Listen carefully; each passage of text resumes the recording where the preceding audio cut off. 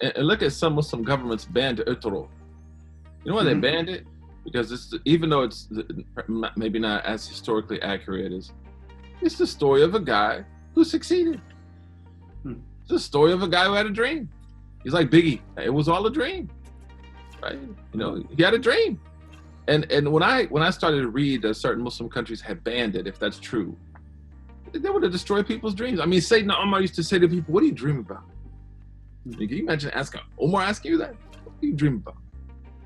And yeah, I think the subh is qareeb, man. And I think what you're saying is extremely important. We need to encourage ambition, and we need to encourage failure. I learned more from failure than I learned from success.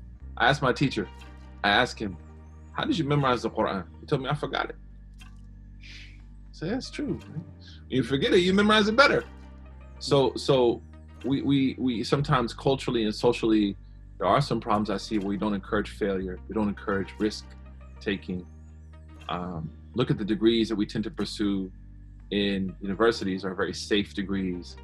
They provide like economic support and comfort, which I appreciate and understand, but they don't necessarily foster passion. You're seeing now younger Muslims, right?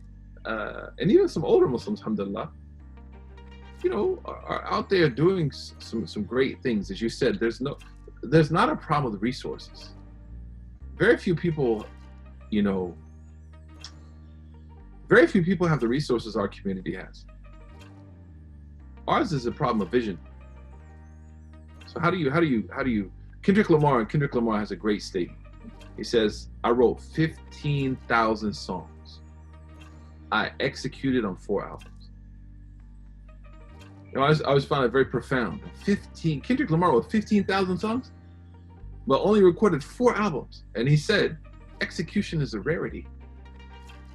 You know, and for us, right, what would be the Quranic word for being able to do something really well that you dreamed and you worked for, and then it happened? It's tawfiq. It appears once in the Quran. وَمَا تَوْفِقِ إِلَّا بِاللَّهِ عَلَيْهِ تَوَكَّلْتُ وَإِلَيْهِ أُنِيبُ. So I think what you're doing is great. I think you want to, and I will say this, we're not able to succeed without critical mass. You have to have critical mass. You have to have people around you. You know, when I worked at Harvard, now I work at NYU, it's one of the questions they ask these undergrads, like, have you ever worked with others? How do you handle conflict? How do you handle differences of opinion? And those are the signs of a mature person.